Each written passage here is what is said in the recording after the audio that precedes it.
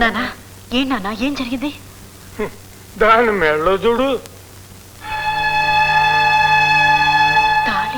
అది పసుపు తాడు కాదమ్మా, ఉరితాడు.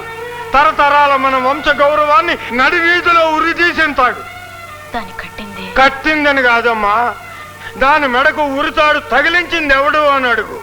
దాని జీవితంలో నిప్పు రగిలించింది ఎవడు అని అడుగు. అడుగు ఆ త్రాష్టుడు.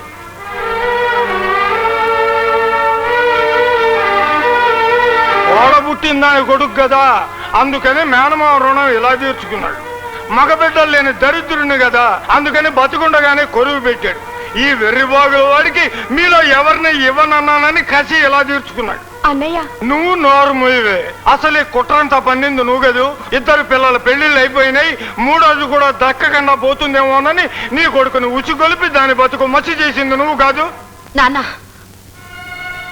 ఆవేశపడకండి, జరిగిందేదో జరిగిపోయింది. చూడండి, మీరందరూ ఇక్కడి నుంచి వెళ్ళిపోండి. ఇది మా కుటుంబ సమస్య, దీనికి పరిష్కారం మేము ఆలోచించుకుంటాం. ఇంకా ఆలోచించేదేమిటమ్మా? ఓ వెర్రి వదవా ఆకతాయితనంగా దాని మెళ్ళో తాడు కడితే అది పెళ్లి అయిపోతుందా, అది తాలిపోటు అవుతుందా?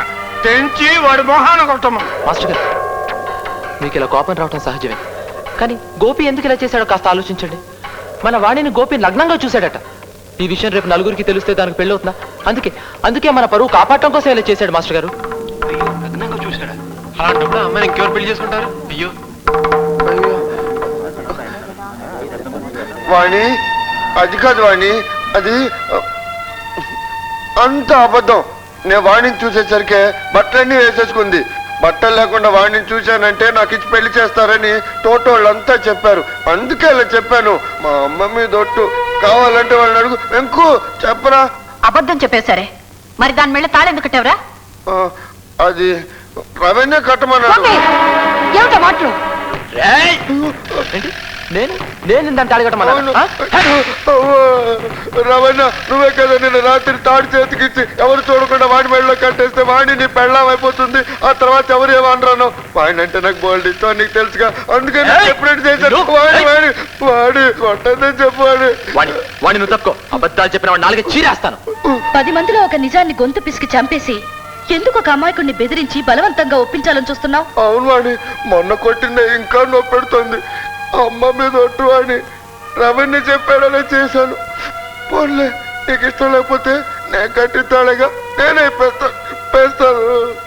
విప్పే బాబు, విప్పే. ఈ రోజు నువ్వు విప్పేస్తావు, రేపు ఇంకోడు వచ్చి కడతాడు. 10 సార్లు తాళి కట్టించుకునే దాన్ని ఈ లోకం ఏమంటుంది? చదువుకున్న అమ్మాయిగా పర్వాలేదులే.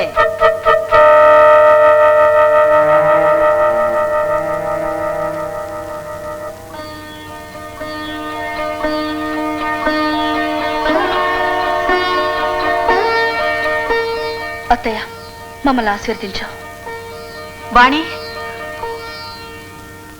నిర్ణయం తీసుకునే ముందు కాస్త ఆలోచించమ్మా. పెళ్ళి అనేది జీవితంలో ఆఖరి కలయిక కాదమ్మా. కలిసి బతుకుతూ సాగిపోయే సుదూర ప్రయాణంలో వేసే మొదటి అడుగు.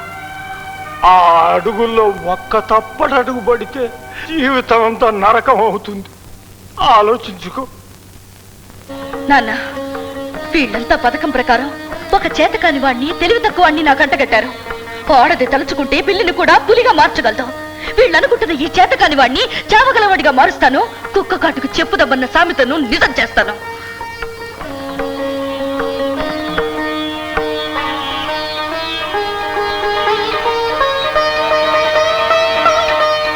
అమ్మావాణి, ఇన్నేళ్ళు వీడు నా కొడుకు, ఇప్పుడు నీ భర్త. నీ భర్త ఎలా ఉండాలని నువ్వు కోరుకుంటావో అలా మలుచుకోమ్మా. ఇక నుంచి ఈ అమాయకుడి భారం నీది.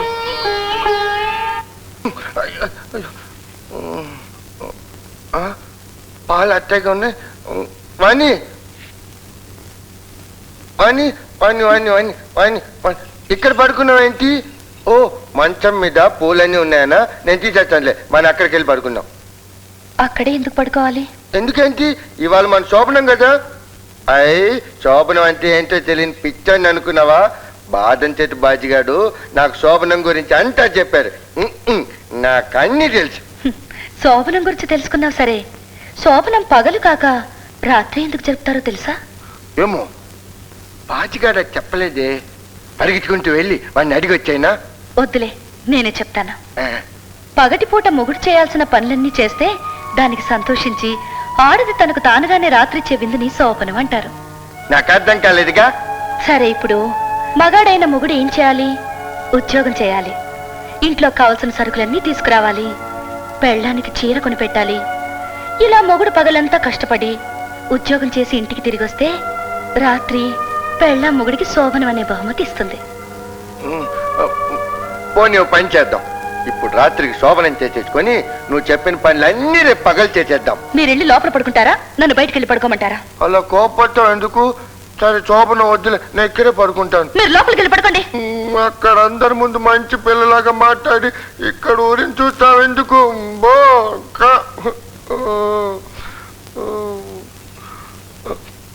శోభనం అమ్మో వద్దు, శోభనం వద్దు, శోభనం లేదు.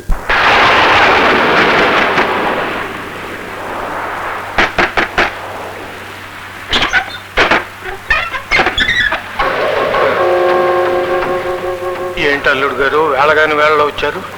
ఇంటల్లుడికి సరిగ్గా గౌరవ మర్యాదలు చేస్తే వేళపాళ్ళు వస్తాడు.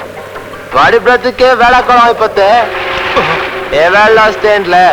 రైట్ మాస్టర్ గారు సాయం చేత బయటపడండి రా. అల్లుడు అల్లుడు ఏమిటిదంతా? క్షమించండి మాస్టర్ గారు, తప్పటం లేదు. ఏమి అనుకోకండి.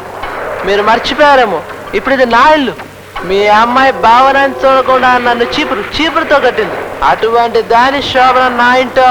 అల్లుడు ఇది నీకు భావ్యం కాదు. కావాలంటే రేపు పొద్దున్నే ఈ ఇల్లు నీకు స్వాధీనం చేస్తాను. ఈ రాత్రి గడిచిపోయి పెద్దవాడిని నీ చేతులు పట్టుకుపట్టులాడుతున్నాను. ఈ పూట కొద్దిలే. కుదరదు కుదరదు కుదరదు కుదరదు. రే మాస్టర్ స్థానంతో బయటపడరా. మాస్టర్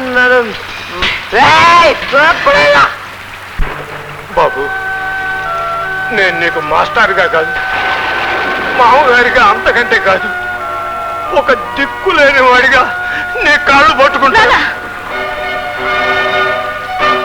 అడ్డమైన వాళ్ళ కాళ్ళ మీద పడ్డానికి మేమే ఆత్మగౌరవం లేని మనుషులు కాదు. నాన్న, ఒక్క క్షణం కూడా ఇక్కడ ఉండదు. పద రండి.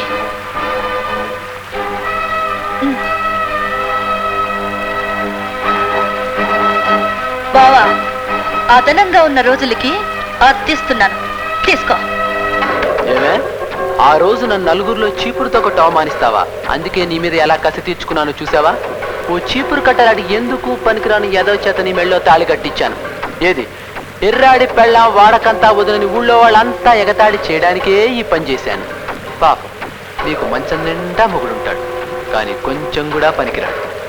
ఏదో ఒక రోజు నీ భర్త చేతే నిన్ను నా పడక మంచం మీదకి రప్పించుకుని నా కోరిక తీర్చుకుంటాను. నా వల్ల నీకు పుట్టబోయే బిడ్డకి నీ మొగుడి చేతే జోలపాట పాడిస్తాను. అలా గనక చెయ్యకపోతే నా పేరు రవే కాదు. ఛాలెంజ్ చేస్తున్నావా? కానీ ఒక్క విషయం గుర్తుంచుకో, అవమానించబడ్డ ఆడది దెబ్బతిన్న పులి లాంటిది. ఏదో ఒకరోజు పంజాబ్ విసరకపోతావు. నువ్వు ఎవరినైతే చీపురు కట్ట అన్నావో అతన్నే చురకత్తిని చేస్తాను. ఆయించాతే నిన్ను నడివీధిలో నిలబెట్టి పిచ్చి కుక్కను కొట్టినట్టు కొట్టిస్తాను. నా కాళ్ల మీద పడి నన్ను కాపాడు కాపాడు అని నీ చేతే బతిమాలించుకోకపోతే నా పేరు బానే కాదు. అన్నయ్య, అన్నయ్య, నేను దాటింది నీ గడపని కాని నీ గుండెల్ని కాదు. ఒక కడుపున పుట్టాం, ఒక పంచన పెరిగాం.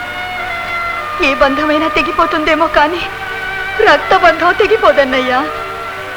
అదెవరిల్లన్నయ్యా? నీ సొంత చెల్లెలి ఇల్లు. ఈ చెల్లెలే నీదైనప్పుడు ఆ ఇల్లు నీది కాదా? నీ ఇంట్లోంచి నిన్నే వెళ్ళిపోమ్మంటుంటే చూస్తూ ఎలా ఉంటుందన్నయ్యా? రాదయ్యా, మన ఇంటికి వెళ్తావురా.